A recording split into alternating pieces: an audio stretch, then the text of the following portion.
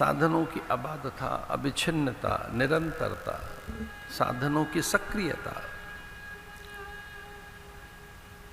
अंतःकरण को निर्मल बनाती है, निश्चल बनाती है। जितने भी साधन हैं वे अंतःकरण की पवित्रता के लिए ही हैं।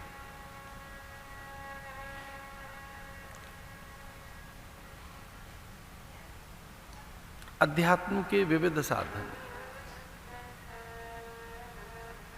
जितने भी उपाय हैं, जितने भी मार्ग हैं, वह ज्ञान योग के आरंभिक साधन हो, साधन चतुष्टय आदि,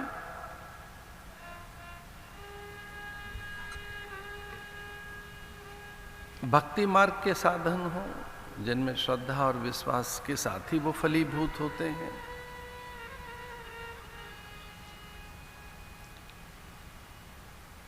कर्म योग के माध्यम से निराभिमानिता, निरहंकारिता आदि,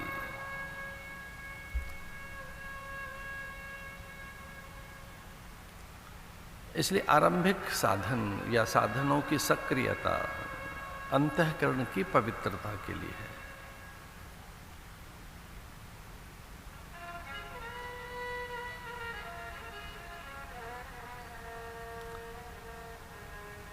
मन की शुचिता के लिए है, बौद्धिक प्रखरता के लिए है, जितेंद्रियता अथवा ऐन्द्रिक संयम के लिए है,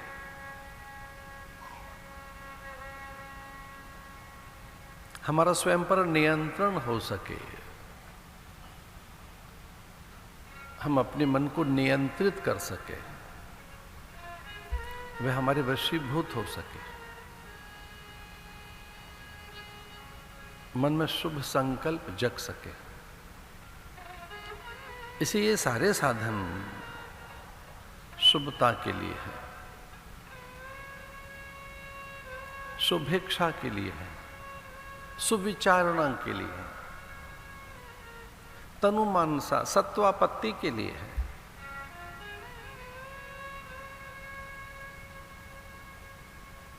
हमारी चेतना तुरिया को स्पर्श कर सके। इसलिए व्रत, जप, तप के विविध प्रकार, स्वाध्याय,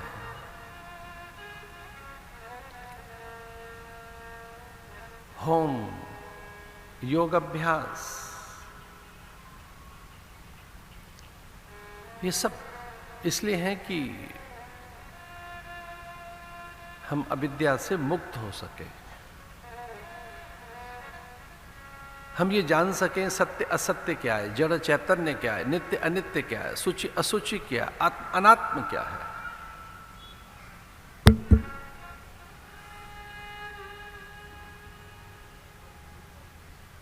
हे उपादेय क्या है, ग्राह्य और अग्राह्य क्या है,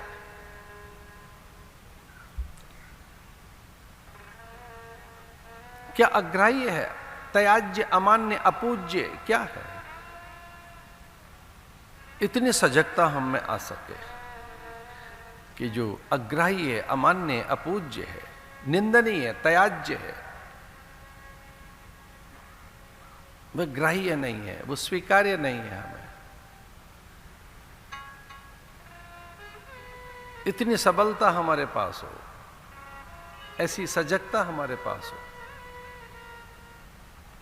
हमारा विवेक स्थिर रह सके, हम उसी को ग्रहण करें जो ग्राह्य है, अग्राह्य, अपूज्य, निंदनीय, त्याज्य के प्रति हम तटस्थ रहें, निरपेक्ष रहें। वो किसी भी प्रकार का विचार, भाव, वृत्ति हो, वो वस्तु हो, और वैसे भी जो अग्राह्य है, अमान्य है, अपूज्य है, वो रहता भी नहीं है।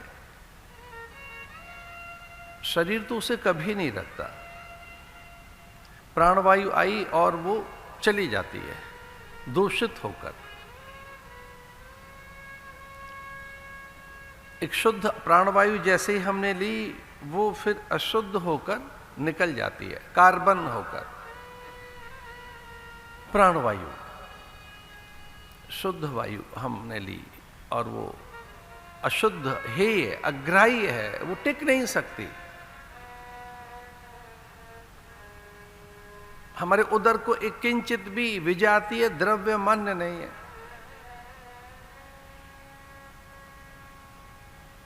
जब हमारे उदर को मान्य नहीं है, हमारे मन को भी वो स्वीकार्य नहीं है।